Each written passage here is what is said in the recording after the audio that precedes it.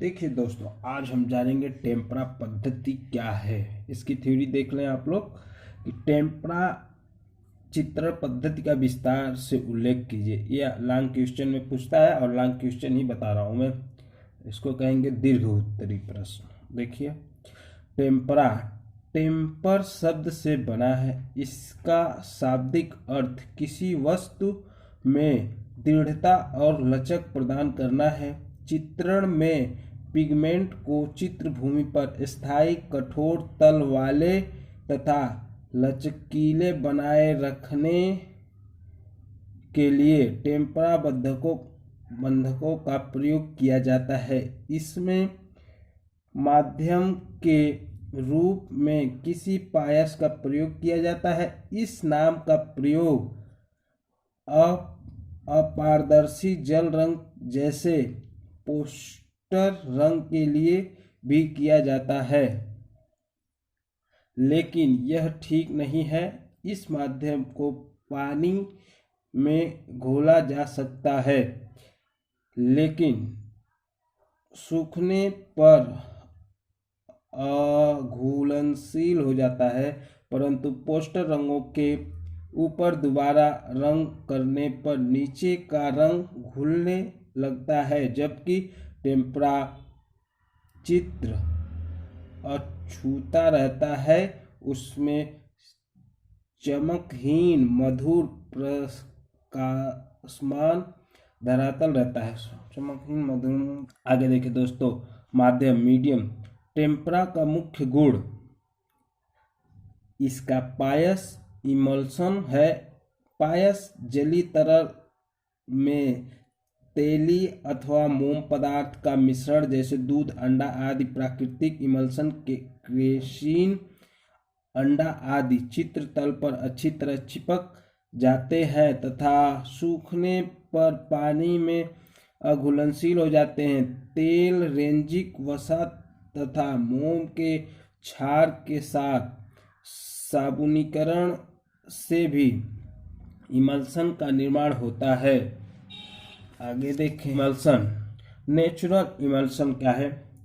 पहला हो गया अंडा। नेचुरल मतलब प्राकृतिक चीज है अंडा। प्रारंभ में अंडे की सफेदी तथा जर्दी दोनों को मिलाकर इमल्सन बनाया जाता है, लेकिन केवल जर्दी से भी इमल्सन बनाया जा सकता है। अंडे की सफेदी से टेम्परा बनाने के लिए कृत्रिम रूप से सुखाई हुई अंडे की सफेदी काम में लाई जाती है। इसे पानी में कुछ घंटों के लिए भिगो दिया जाता है और अच्छी तरह घुल जाने पर कपड़े से छान लिया जाता है। इसका वायस, तेल, रेजिन आदि के साथ इमल्सन बनाया जाता है। अब देखिए दूसरा है इसमें केसीन। स्कीम किए गए दूध का केसीन जब अपने से 5वें भाग बूझे चूने के साथ घिसने पर तरल हो जाता है। इसको पानी से पतला किया जा सकता है। यह बहुत दृढ़ होता है। यह जल रोधक होता है। इसको यदि पतला करके नहीं लगाया जाएगा तो यह प्लास्टर तक को उखाड़ सकता है। यह शीघ्र सूखता है तथा सूखकर कठोर चमकदार हो जाता है। अब देखिए, 40 ग्राम केसीन चूर्ण 250 ग्राम पानी में डालकर इसमें 10 ग्राम अमोनियम कार्बोनेट की कुछ बूंद डालकर हिलाया जाए तो झाग नष्ट हो जाते हैं और केसीन घोल प्राप्त हो जाता है। बिना पतला किया हुआ अमोनियम केसीन बंद ढक्कन की बोतलों में रखा जा सकता है। केसीन इमल्सन का उपयोग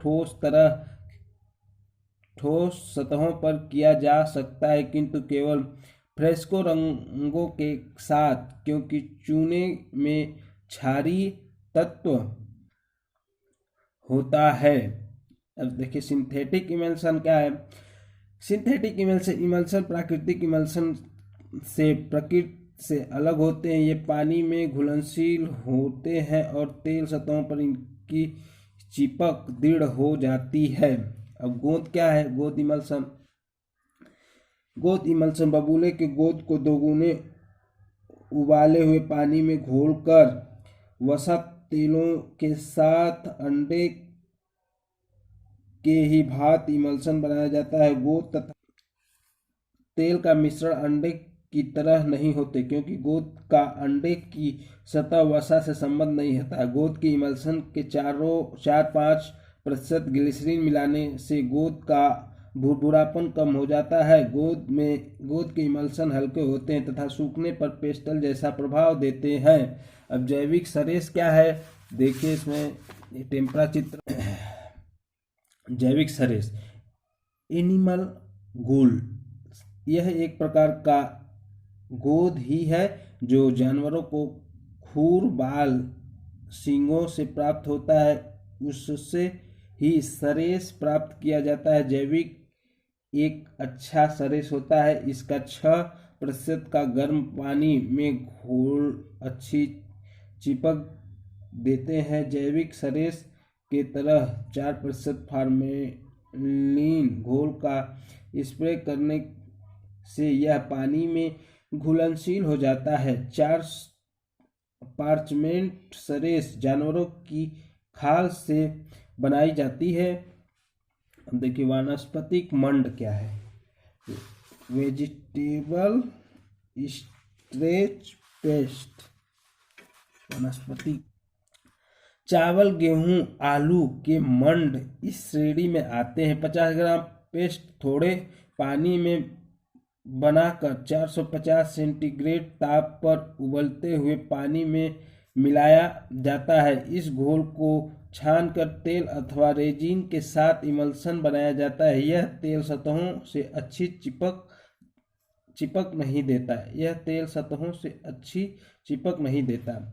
मोम इमल्शन 10 ग्राम अमोनियम कार्बोनेट को उबले हुए पानी में घोलकर 25 ग्राम मधुमक्खी के सफ़ेद मोम में मिलाकर मिश्रण को ठंडा कर इमल्शन के रूप में प्रयोग किया जा सकता है। मोम का तारपीन के तेल में घोल बनाकर अंडे अथवा केसीन के साथ इमल्शन बनाया जा सकता है। ये सब टेम्परा चित्रण की हेडिंग है। इमल्शन कैसे बनते टेम्परा चित्रण में, वो चीज़ है। ये सब लिखना पड़ेगा आपको लॉन्ग थ्योरी में। देखिए चित्रभूमि, चित्रभूमि कैसा होगी?